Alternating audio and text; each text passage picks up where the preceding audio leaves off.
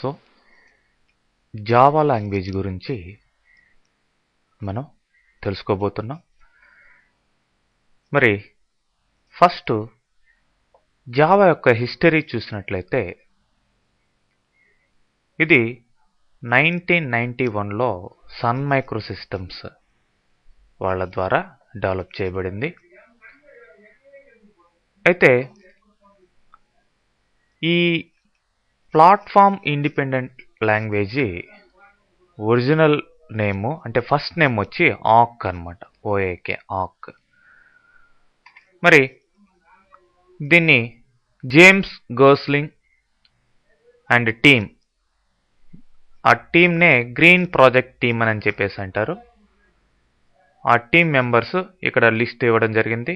వీళ్ళంతా కలిసి ఈ జావా లాంగ్వేజ్ని డెవలప్ చేశారు. అయితే ఈ స్టార్టింగ్లో డెవలప్ చేయబడిన ఆక్ ప్రోగ్రామింగ్ అనేది కన్జ్యూమర్ ఎలక్ట్రానిక్ డివైజెస్కి స్మాల్ ప్రోగ్రామింగ్ లాంగ్వేజ్గా ఉండేదన్నమాట. అంటే డిఫరెంట్ టైప్స్ ఆఫ్ ఈ consumer products, electronic devices, toasters, TVs, VCRs ఇట్లాంటి వాటికంతా కూడా దీన్ని ప్రోగ్రామింగ్ లాంగ్వేజ్గా వాడేవాళ్ళు. అవి రకరకాల ఎక్విప్మెంట్ని మెయింటైన్ చేస్తున్నాం కాబట్టి వాటినంతా కూడా ఈ రకరకాల ఎక్విప్మెంట్స్ని అంటే రకరకాల వర్క్లు చేయగలిగే ఎక్విప్మెంట్ని కంట్రోల్ చేస్తుంది ఈ యొక్క స్టార్టింగ్లో డెవలప్ చేయబడ్డ ఈ ప్రోగ్రామింగ్ లాంగ్వేజ్. మరి ఈ టైంలో మనకి ఇంటర్నెట్ అవసరం వచ్చింది. అంటే ఇంటర్నెట్ అప్పుడే డెవలప్ అవుతూ ఉందన్నమాట. అంటే 90sలో అప్పుడే స్టార్ట్ అయింది ఇంటర్నెట్ అనేది, వరల్డ్ వైడ్గా యూజ్ చేయడం జరుగుతుంది. మరి ఈ వరల్డ్ వైడ్ ఉండే ఈ కంప్యూటర్స్ డిఫరెంట్ కంప్యూటర్స్, అంటే డిఫరెంట్ హార్డ్వేర్ కాంపోనెంట్స్ గల computers, plus different operating systems use చేసుకునే కంప్యూటర్స్. అంటే ఒక computer Windows operating system use చేయొచ్చు, ఇంకొక కంప్యూటరు లైనక్స్ యూజ్ చేయొచ్చు, లేదంటే యూనిక్స్ యూజ్ చేయొచ్చు. ఇట్లా different operating systems, different hardware parts use చేసుకుని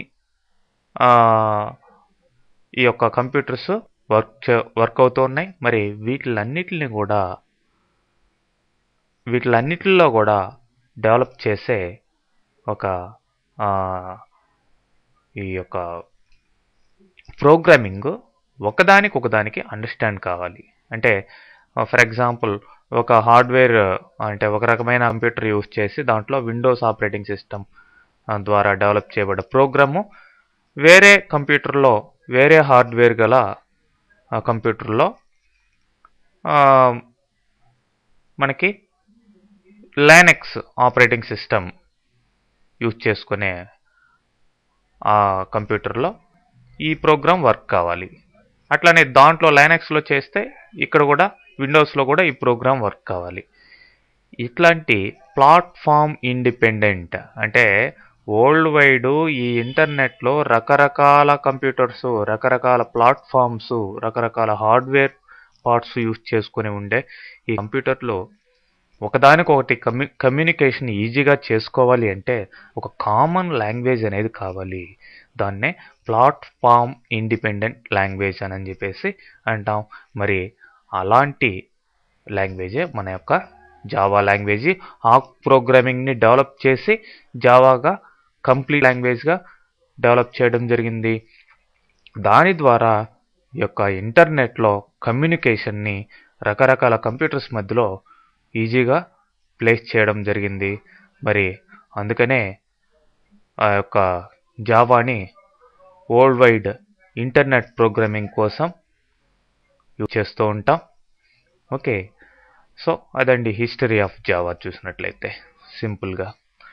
సో అట్లా ఇప్పటికీ నెంబర్ ఆఫ్ వర్షన్స్గా జావా డెవలప్ అవుతూ వస్తూనే ఉంది.